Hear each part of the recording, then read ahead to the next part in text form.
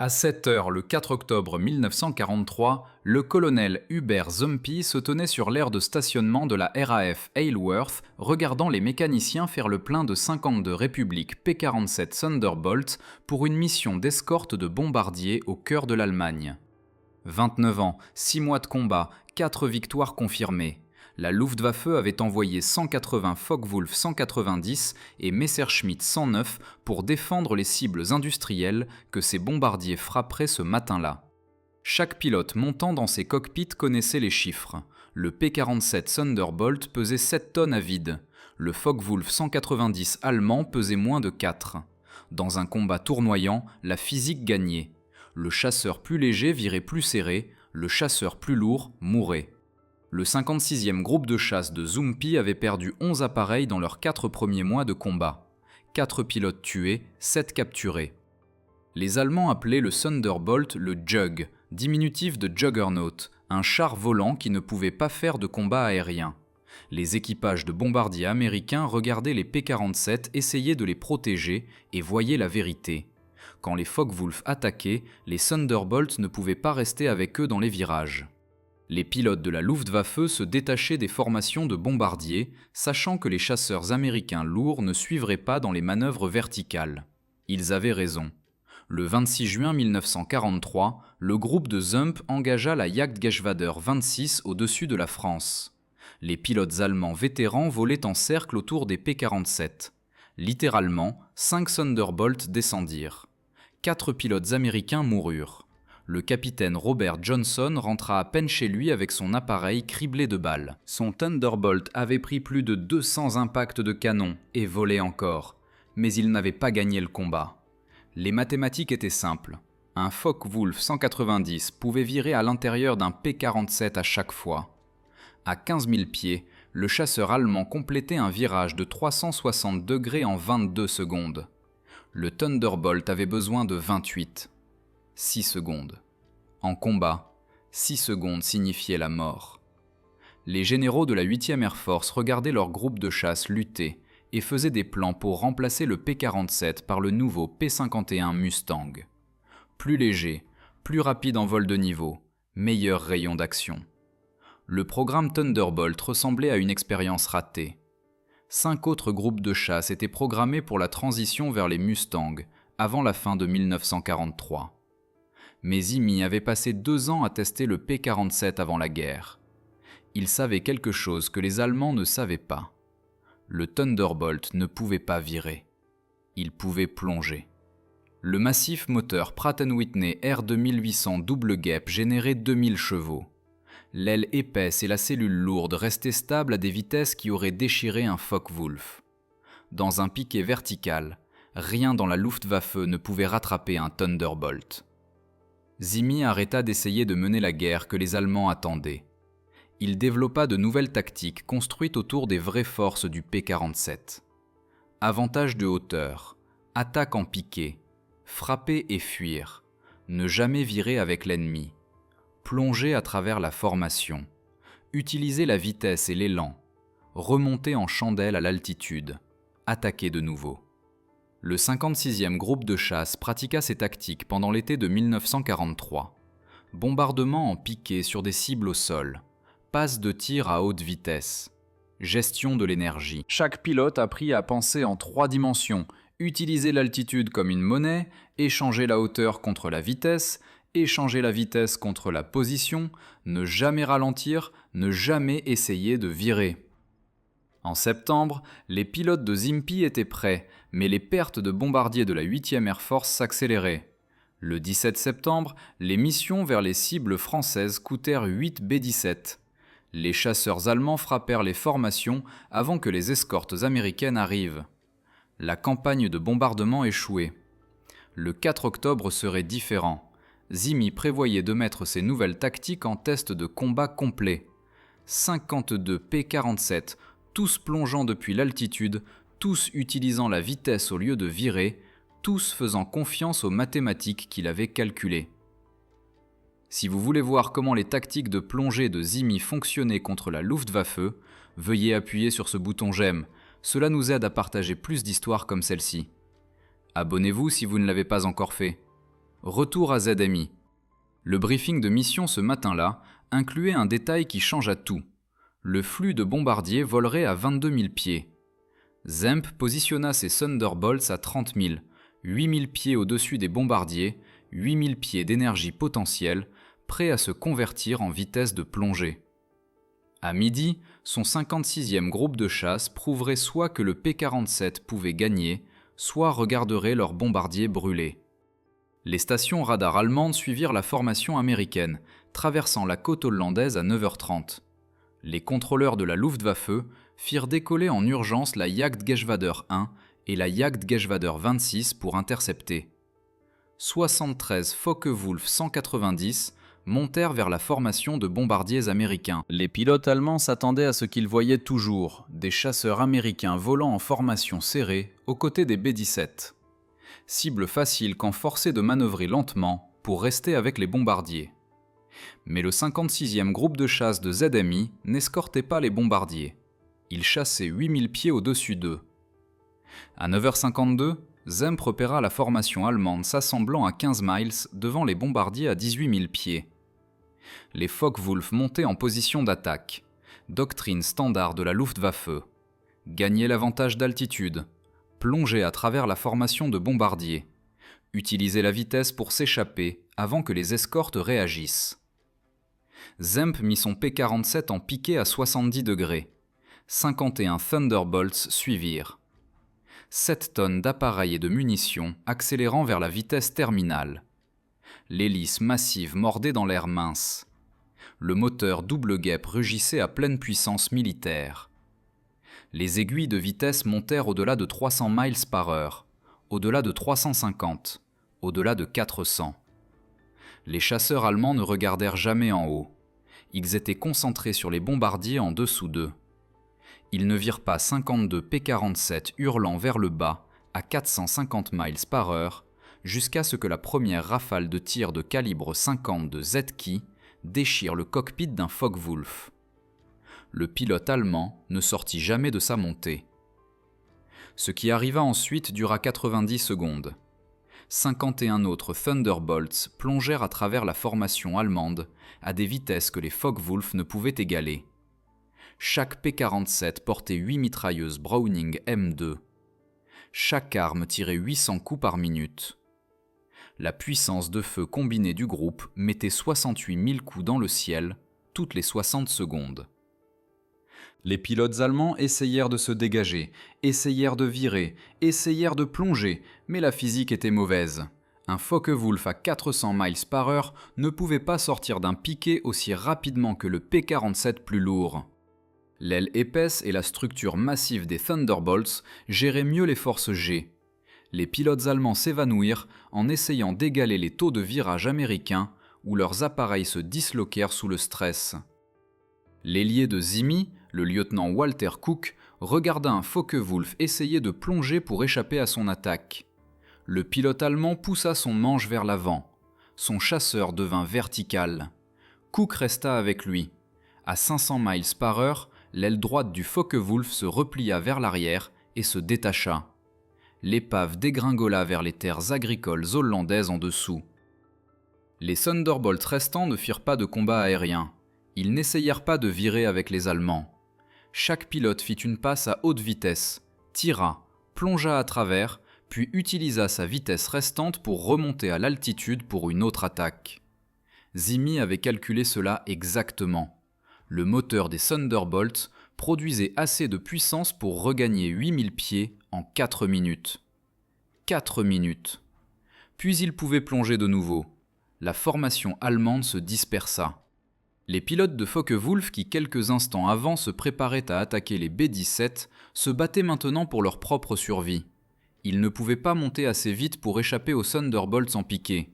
Ils ne pouvaient pas plonger assez vite pour les distancer.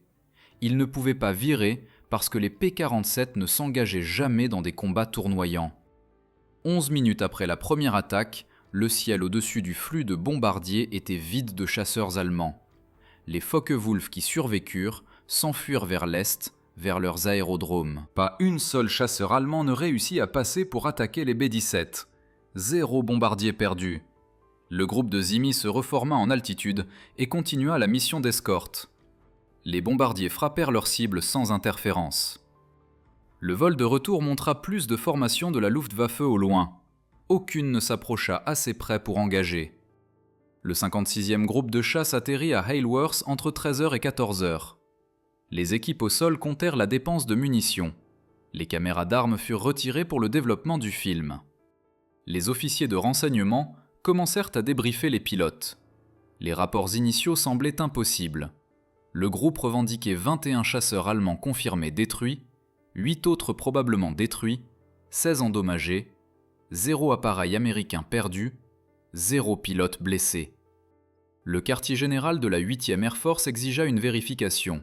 Ils envoyèrent des enquêteurs pour interviewer chaque pilote séparément. Ils analysèrent toutes les séquences de caméras d'armes. Ils recoupèrent avec les traces radar et les interceptions radio. Chaque revendication se vérifia. Le 4 octobre 1943 était réel. Mais c'était une mission, un jour. La Luftwaffe avait des centaines de chasseurs. La campagne de bombardement stratégique continuerait pendant 18 mois de plus. Les tactiques de Zimi pouvaient-elles fonctionner de manière cohérente? D'autres groupes de chasse pouvaient-ils les apprendre? Le P-47 pouvait-il réellement gagner la guerre aérienne au-dessus de l'Europe? 3 semaines plus tard, le 56e groupe de chasse répondrait à ces questions d'une manière qui terrifia la Luftwaffe. Octobre 1943 devint le terrain d'épreuve du 56e groupe de chasse. La 8e Air Force programma des missions de bombardiers d'effort maximum chaque jour, temps le permettant. Brême, Münster, Wilhelmshaven, Düren, cibles industrielles au cœur de l'Allemagne. Chaque mission attira une réponse massive de la Luftwaffe. Le 8 octobre, escorte vers Brême. Le groupe intercepta 40 Messerschmitt 109 se formant pour attaquer le flux de bombardiers. Même tactique, position haute altitude, attaque en piqué. 6 chasseurs allemands détruits, 0 perte américaine. Le 10 octobre, raid de Münster. 60 Focke-Wulf tentèrent de percer vers les bombardiers. Les pilotes de Zumpa les frappèrent en 3 passes de plongée successives. 9 victoires confirmées, 2 probables. Les bombardiers complétèrent leur mission sans perdre un seul appareil par attaque de chasseurs. Le 14 octobre fut différent. La 8e Air Force lança le second raid de Schweinfurt. 291 B-17 visèrent les usines de roulement à billes critiques pour la production de guerre allemande. La Luftwaffe jeta tout ce qui était disponible dans la défense de Schweinfurt. Plus de 300 chasseurs, chaque Geschwader disponible. C'était la bataille décisive que les deux camps savaient venir.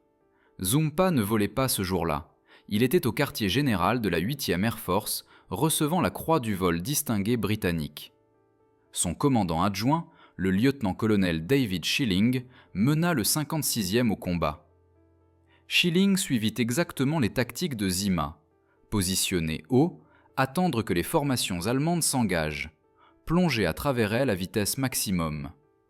Mais l'échelle de la bataille submergea chaque groupe d'escorte. Trop de chasseurs allemands, pas assez d'escortes américaines.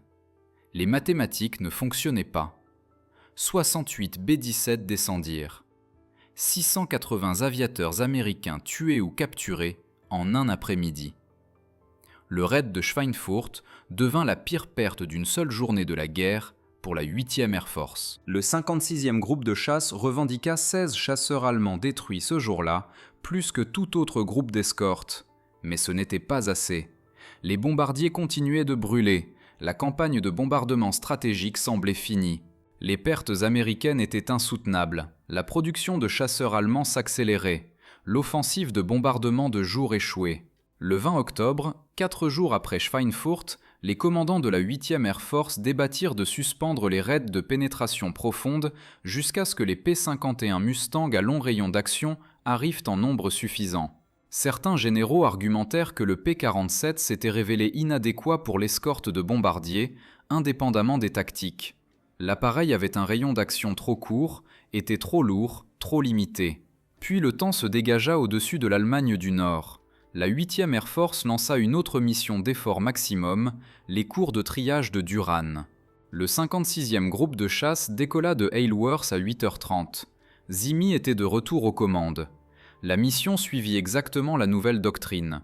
Le groupe se positionna à 32 000 pieds, 10 000 pieds au-dessus du flux de bombardiers. Les chasseurs allemands montèrent pour rencontrer les B-17. Zimi compta 73 contacts, Jagdgeschwader 26 et éléments de la Jagdgeschwader 3. Certains des pilotes les plus expérimentés de la Luftwaffe.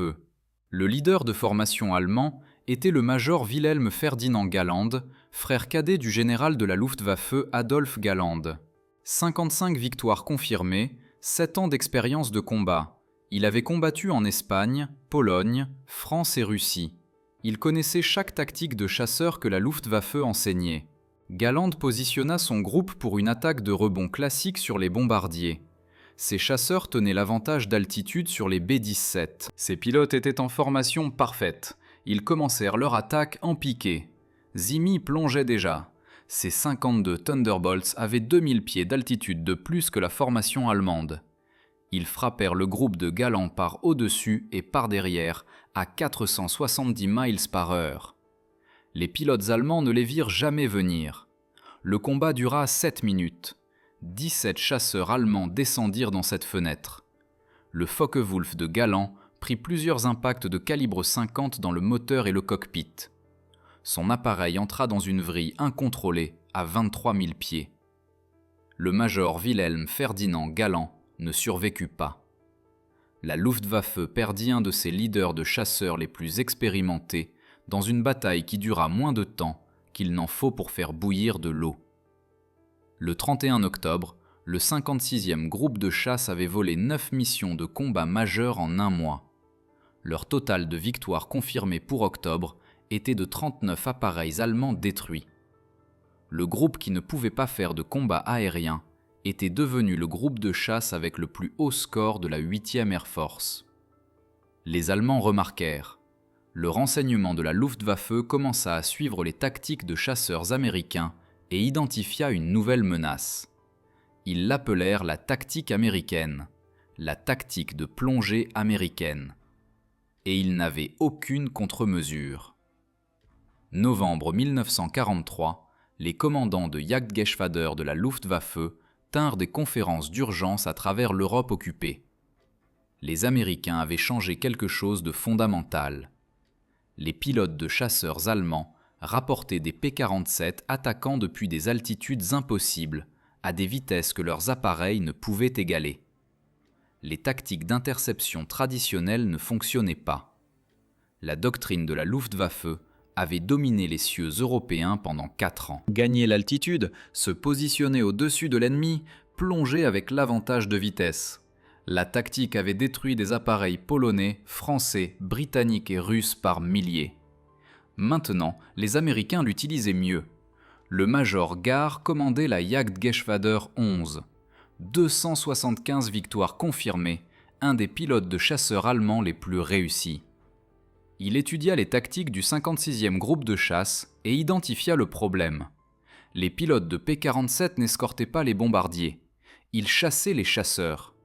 Ils ignoraient les B-17 et s'en prenaient aux formations de la Luftwaffe avant qu'elles puissent attaquer. Les contrôleurs de chasseurs allemands essayèrent de s'adapter. Ils envoyèrent des formations à différentes altitudes, certaines hautes, certaines basses, certaines depuis les flancs. L'objectif était de forcer les escortes américaines à diviser leurs forces, diviser leur attention, créer des ouvertures pour les attaques de bombardiers. Cela ne fonctionna pas. Zimi positionna ses escadrons en couche verticale. Un escadron à 30 000 pieds, le second à 28 000, le troisième à 26 000. Quand les Allemands venaient haut, l'escadron du haut plongeait. Quand les Allemands venaient bas, l'escadron du bas plongeait. L'escadron du milieu couvrait les deux. Chaque P-47 maintenait assez d'avantage d'altitude pour accélérer en vitesse d'attaque. Le 5 novembre, mission vers Münster. La Jagdgeschwader 1 tenta une attaque coordonnée avec 30 Focke-Wulf, approchant les bombardiers depuis plusieurs directions simultanément. Le groupe de Zichy intercepta les 3 formations avant qu'elles atteignent la portée de tir. 14 chasseurs allemands détruits. Les bombardiers perdirent 0 appareil par attaque de chasseurs. La Flak eut 2 B-17.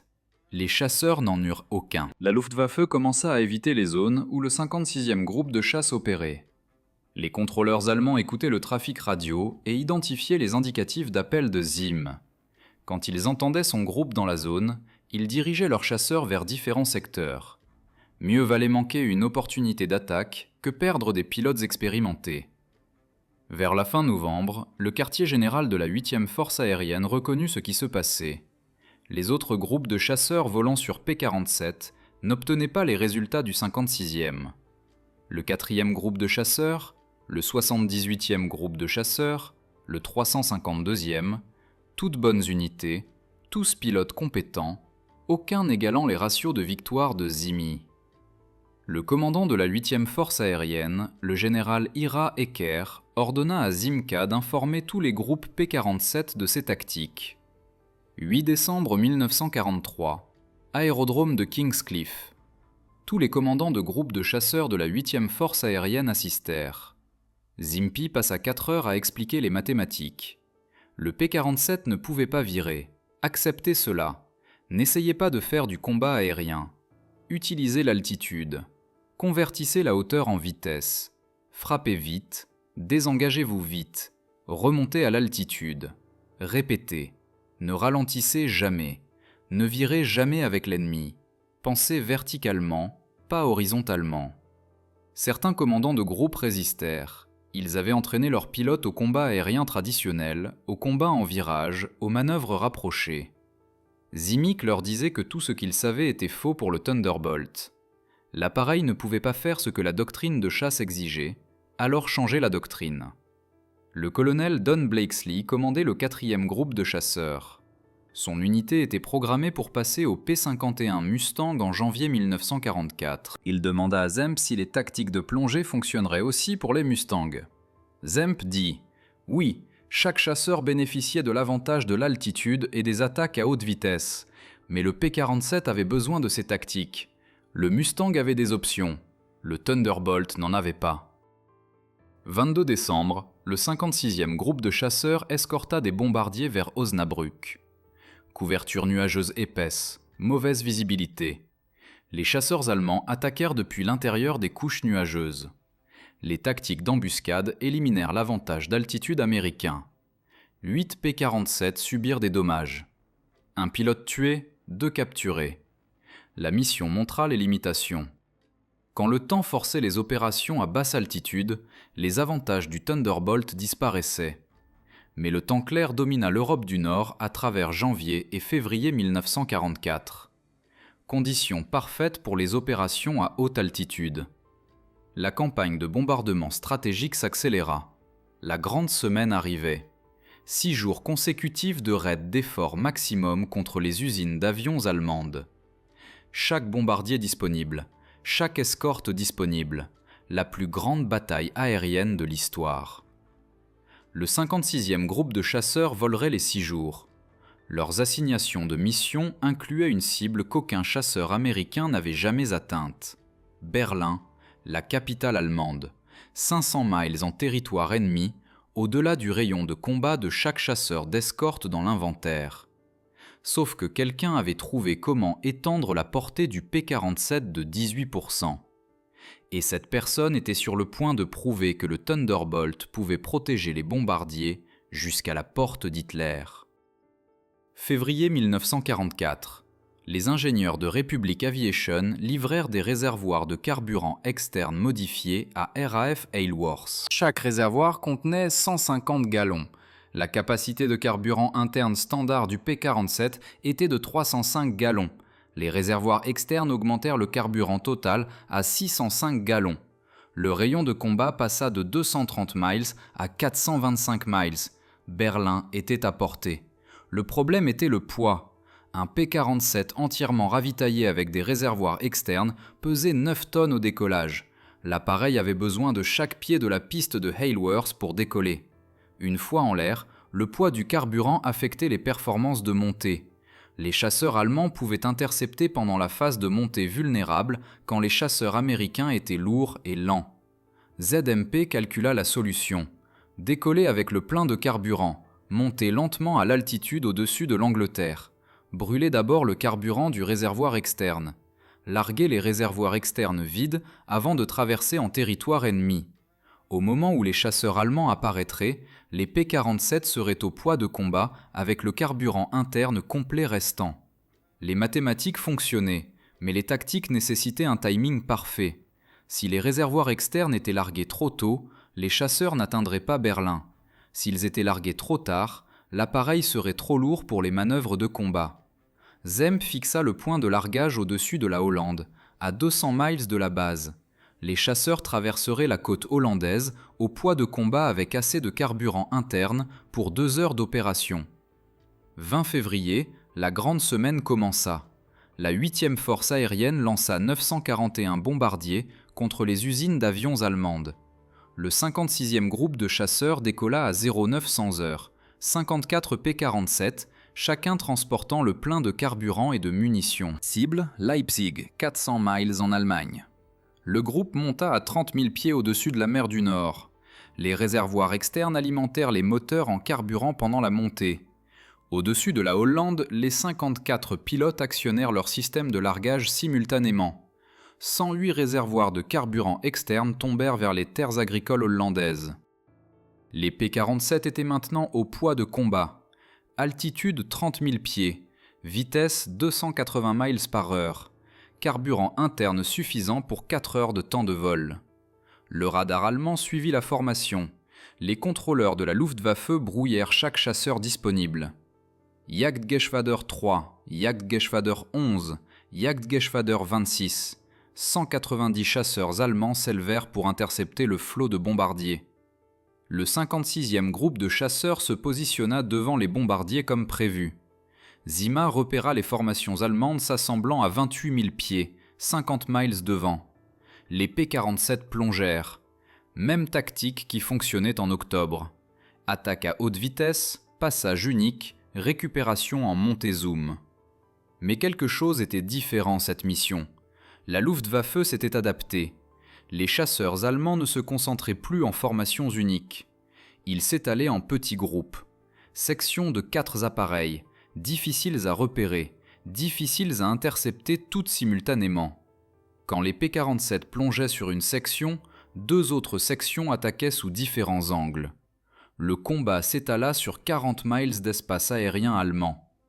Le groupe de Zima ne pouvait pas maintenir la cohésion de formation tout en engageant plusieurs petites unités allemandes. Le combat se fragmenta en dizaines d'engagements individuels. Les pilotes de P-47 se trouvèrent seuls, en infériorité numérique, combattant plusieurs adversaires simultanément. Le lieutenant Robert Johnson engagea 3 Messerschmitt 109 au-dessus de Brunswick. Il en détruisit un, en endommagea un autre. Le 3e se mit sur sa queue. Johnson plongea pour s'échapper. Le Messerschmitt suivit. Les 2 appareils accélérèrent au-delà de 450 miles par heure. Johnson se redressa à 8000 pieds. Le pilote allemand perdit connaissance à cause des forces G et s'écrasa. À travers l'espace de bataille, des combats similaires se répétèrent. Les pilotes allemands essayèrent de virer avec les P-47. La physique les tua. Les pilotes américains essayèrent de monter pour s'échapper. Les mathématiques les sauvèrent. Le rapport puissance-poids des Thunderbolt à vitesse de combat dépassait tout ce que la Luftwaffe pouvait égaler. Le flot de bombardiers atteignit Leipzig à 14 heures. Les batteries de défense anti-aérienne allemandes ouvrirent le feu. Canon de 88 mm, canon de 105 mm. Le ciel se remplit d'éclats noirs. 21 B-17 tombèrent au-dessus de la cible. Défense anti-aérienne, pas chasseurs. La Luftwaffe ne passa jamais. Le 56e groupe de chasseurs escorta les bombardiers de retour en Angleterre. Ils atterrirent à Isleworth à 15h40. 6h40 de temps de mission totale. 18 chasseurs allemands confirmés détruits. 2 P-47 perdus. Les 2 pilotes survécurent et échappèrent à la capture. La grande semaine continua pendant 5 jours de plus. Brunswick, Regensburg, Augsbourg, Gotha, Schweinfurt encore. Et le 6 mars 1944, la mission que tout le monde disait impossible. Berlin.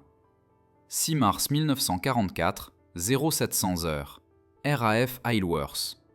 ZKI informa ses pilotes pour la mission de pénétration la plus profonde jamais tentée par des chasseurs américains.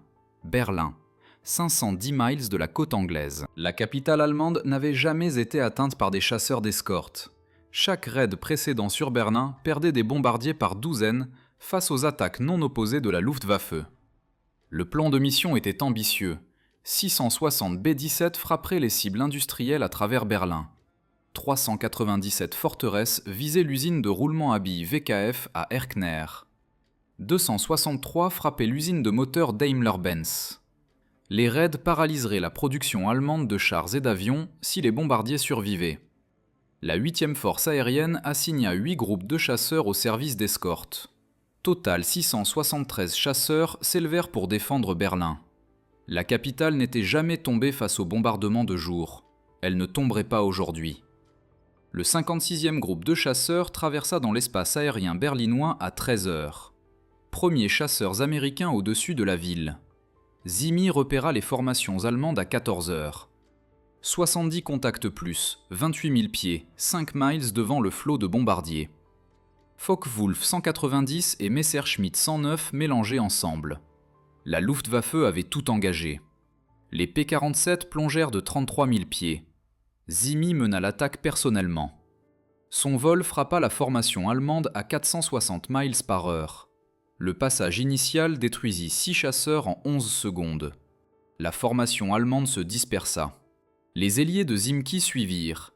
3 Focke-Wulf de plus tombèrent. Le ciel au-dessus de Berlin devint un champ de bataille tridimensionnel. Les P-47 plongèrent de l'altitude. Les chasseurs allemands essayèrent de monter vers les bombardiers. Les deux forces entrèrent en collision à 25 000 pieds.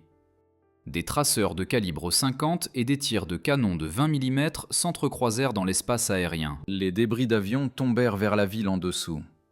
Zimi détruisit un Focke-Wulf au-dessus de la zone du lac Dummer, sa deuxième victoire ce jour-là. Son ailier eut un Messerschmitt 109. Le combat se déplaça vers l'ouest alors que les chasseurs allemands essayaient de se regrouper. Les P-47 restèrent avec eux. Attaque en plongée, montée zoom, pas d'engagement en virage. Les tactiques qui fonctionnaient en octobre fonctionnaient au-dessus de Berlin. Le flot de bombardiers atteignit la cible à 14 heures. Les défenses antiaériennes de Berlin ouvrirent le feu. 2000 canons antiaériens. Le ciel devint noir d'explosions. 69 B-17 subirent des dommages. 11 tombèrent, mais pas un bombardier ne tomba face aux chasseurs allemands pendant la course de bombardement. Les escortes tinrent la Luftwaffe à l'écart des formations. À 15 heures, le combat était terminé. Les bombardiers virèrent vers l'ouest. Les chasseurs allemands rompirent le contact. L'épuisement du carburant força les deux camps à se désengager. Le 56e groupe de chasseurs se forma et rentra chez lui. Ils atterrirent à Isleworth à 14h40. Temps de mission total 6h10. Mission de chasseurs la plus longue volée par n'importe quel groupe américain à cette date. Les officiers de renseignement comptèrent les résultats.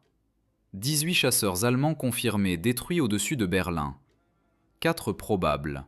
9 endommagés. 2 P-47 perdus. 1 pilote récupéré. 1 capturé. Mais les chiffres ne racontaient qu'une partie de l'histoire. Les chasseurs américains avaient atteint Berlin. Ils avaient protégé les bombardiers.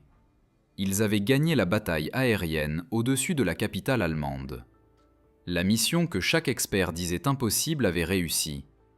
Zimi reçut la croix de service distinguée pour avoir mené l'escorte de Berlin. La citation mentionnait ses innovations tactiques, son leadership sous le feu, son rôle dans la transformation du P-47 d'un handicap en le chasseur le plus réussi de la 8e force aérienne. 3 mois plus tard, le 56e groupe de chasseurs réaliserait quelque chose d'encore plus remarquable. Mai 1944, les forces alliées se préparèrent pour l'opération Overlord, l'invasion de Normandie. Le jour J nécessitait une supériorité aérienne absolue au-dessus des plages de débarquement. Les chasseurs de la Luftwaffe ne pouvaient pas atteindre la flotte d'invasion, ne pouvaient pas mitrailler les plages, ne pouvaient pas interférer avec les opérations aéroportées. Cette mission incombait au groupe de chasseurs de la 8e force aérienne. Le 56e groupe de chasseurs déménagea à l'aérodrome de Boxted, dans l'Essex, plus près de la côte française, mieux positionnés pour les missions aller-retour vers la Normandie. Leur assignation était claire, balayer devant les bombardiers, détruire les chasseurs allemands avant qu'ils n'atteignent les zones d'invasion, maintenir des patrouilles constantes au-dessus de la Manche. Du 8 mai au 5 juin, le groupe vola 32 missions en 29 jours. Balayage de chasseurs, escorte de bombardiers, reconnaissance armée, attaque au sol. Le tempo dépassait tout de 1943. Les pilotes volaient 6 jours par semaine, parfois 2 fois par jour. Tout le monde était épuisé. Tout le monde continuait à voler. 6 juin, jour J. Le 56e lança à 0 4h30. Première vague, 51 P-47 balayèrent la côte française devant la flotte d'invasion. Leur mission, détruire tout avion allemand tentant d'atteindre les plages. Pas un chasseur de la Luftwaffe ne passerait. Le ciel au-dessus de la Normandie à l'aube était vide d'avions allemands. La Luftwaffe s'était retirée des aérodromes côtiers des jours plus tôt. Le renseignement allié savait qu'il se positionnait pour des contre-attaques une fois l'invasion commencée. Le 56e vola vers ses aérodromes intérieurs. Si les chasseurs allemands ne venaient pas à eux, ils iraient aux Allemands. À 06h20, Zimi repéra des avions décollant d'un aérodrome près d'Évreux. Des Focke-Wulf 190 se précipitant pour rencontrer l'invasion. Les P-47 attaquèrent l'aérodrome pendant la séquence de décollage. Les chasseurs allemands étaient les plus vulnérables en accélérant sur la piste. Lourds, lents, incapables de manœuvrer. L'attaque détruisit 9 Focke-Wulf au sol. 4 autres furent abattus pendant le décollage. Les chasseurs allemands restants avortèrent leur mission et se dispersèrent. Aucun n'atteignit les plages d'invasion. Le 56e retourna à Boxted à 09h15. Ravitaillé, réarmé, relancé à 11h. Deuxième mission du jour J. Reconnaissance armée au-dessus de la zone de falaise. Le groupe intercepta des chasseurs bombardiers allemands tentant d'atteindre les positions alliées. Junkers 88, chasseurs bombardiers Focke-Wulf 190, chasseurs de nuit Messerschmitt 110 pressés en service de jour. La Luftwaffe jetait tout ce qui était disponible pour arrêter l'invasion. Au coucher du soleil, le 6 juin, le 56e groupe de chasseurs avait volé 97 sorties individuelles. Il revendiquait 23 avions allemands détruits, 15 au sol, 8 en l'air, 0 pertes américaines. L'invasion réussit en partie parce que les chasseurs allemands n'atteignirent jamais les plages en nombre significatif. Mais le 6 juin était un jour. La campagne continua à travers juin, juillet et août. Le 56e vola des missions constantes soutenant la percée de Normandie.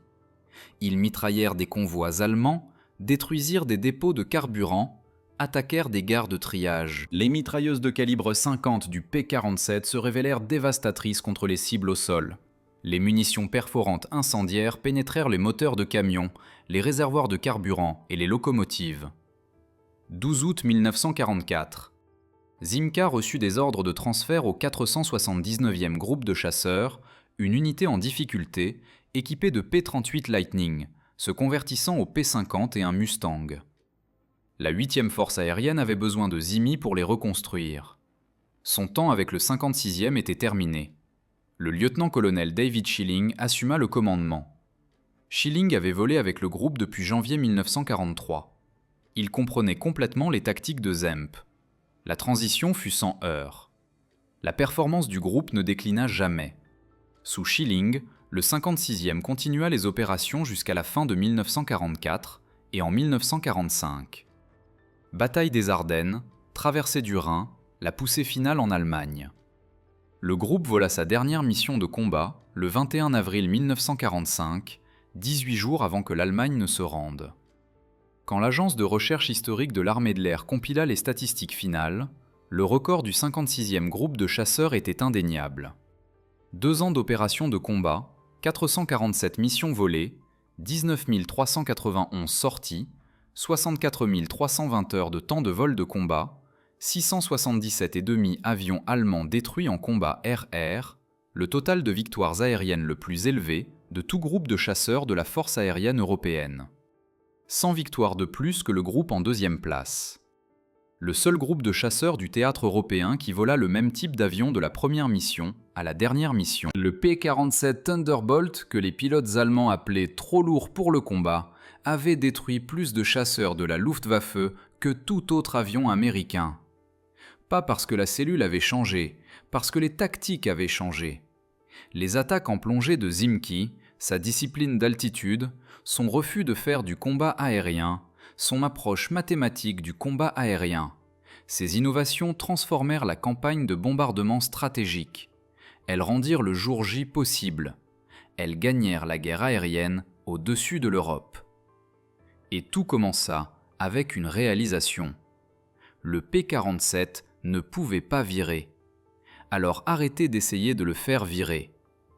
Zi fut transféré au 479e groupe de chasse le 12 août 1944. Sa nouvelle unité pilotait des P-50 et un Mustang. Avions différents, même tactique, avantage en altitude, attaque en piqué, vitesse plutôt que maniabilité. Il marqua 2 victoires et demie supplémentaires avec le 479e.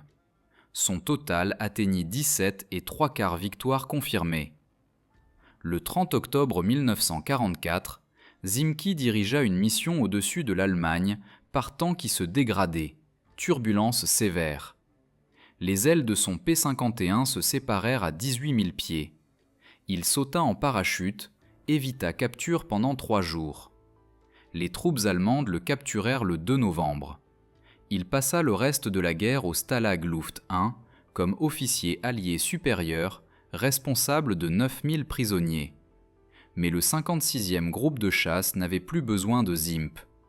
Ses tactiques étaient devenues doctrine.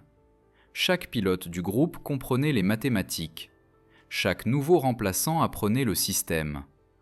Le succès de l'unité continua sous le commandement de Schilling durant les 7 derniers mois de la guerre. Le groupe produisit 39 as de la chasse, plus que tout autre groupe de chasse de la 8e force aérienne. Le lieutenant-colonel Francis Gabreski marqua 28 victoires avec le 56e, le total le plus élevé de tout pilote américain sur le théâtre européen. Le capitaine Robert Johnson termina avec 27. Le colonel David Schilling revendiqua 22,5, le major Walker Mahuran obtint 20 et 3/4. Ce n'étaient pas des pilotes chanceux, c'étaient des tacticiens disciplinés qui comprenaient la physique. Ils connaissaient les capacités de leur avion. Ils refusaient de combattre le combat de l'ennemi. Ils faisaient combattre la Luftwaffe leur combat et la Luftwaffe perdait. En avril 1945, d'autres groupes de P-47 à travers la 8e force aérienne avaient adopté des variantes des tactiques de Zimi. Le 78e groupe de chasse, le 352e, le 353e. Combinés, les groupes de P-47 Thunderbolt détruisirent plus de 2000 avions allemands en combat air-air. Le chasseur supposément obsolète devint l'avion américain le plus réussi sur le théâtre européen. La campagne de bombardement stratégique réussit parce que des chasseurs comme le P-47 la firent réussir. Les pertes de bombardiers déclinèrent de 20% par mission en 1943 à moins de 2% en 1945. La production industrielle allemande s'effondra. Usines de roulement à billes, usines d'avions, raffineries de pétrole, usines de chars, toutes détruites par des bombardiers protégés par des escortes qui fonctionnaient enfin. Zimki survécut à la guerre, retourna aux États-Unis en mai 1945, resta dans l'armée de l'air jusqu'en 1966, prit sa retraite comme colonel. Il ne reçut jamais d'étoile de général, malgré avoir dirigé l'un des groupes de chasse les plus réussis de l'histoire américaine. Certains disaient que ses critiques ouvertes d'officiers supérieurs lui coûtèrent sa promotion. D'autres disaient que l'armée de l'air préférait des leaders qui ne questionnaient pas la doctrine. Mais Zimpi changea la guerre indépendamment de son rang. Son approche mathématique du combat aérien influença les tactiques de chasse pendant les 30 années suivantes. Les pilotes de F-4 Phantom de l'époque du Vietnam utilisèrent des tactiques de gestion énergétique dérivées directement de la doctrine P-47 de Zimki. Avantage en altitude, avantage de vitesse, boom et zoom. Les principes restèrent valides même quand les vitesses d'avion doublèrent et triplèrent. Le 56e groupe de chasse fut dissous en octobre 1945, reformé en 1946, servi durant la guerre froide, pilota des F-86 Sabre en mission de défense aérienne, se convertit au F-100 Super Sabre, puis au F-4 Phantom. Aujourd'hui, l'unité entraîne des pilotes de F-16 à la base aérienne Luke en Arizona. La meute de loups continue. Si cette histoire vous a ému comme elle nous a émus, rendez-moi service. Appuyez sur ce bouton j'aime. Chaque j'aime dit à YouTube de montrer cette histoire à plus de gens. Appuyez sur s'abonner et activez les notifications. Nous sauvons des histoires oubliées d'archives poussiéreuses chaque jour. Des histoires sur des pilotes et commandants qui sauvèrent des vies avec des tactiques, des mathématiques et de la discipline. Vrais gens, vrai héroïsme. Laissez un commentaire maintenant et dites-nous d'où vous regardez. Regardez-vous depuis les États-Unis, le Royaume-Uni, le Canada, l'Australie? Notre communauté s'étend à travers le monde entier. Vous n'êtes pas juste un spectateur, vous faites partie de maintenir ces mémoires vivantes. Dites-nous votre localisation, dites-nous si quelqu'un de votre famille a servi. Faites-nous juste savoir que vous êtes là. Merci de regarder et merci de vous assurer que Hubski et le 56e groupe de chasse ne disparaissent pas dans le silence. Ces hommes méritent d'être rappelés et vous aider à rendre cela possible.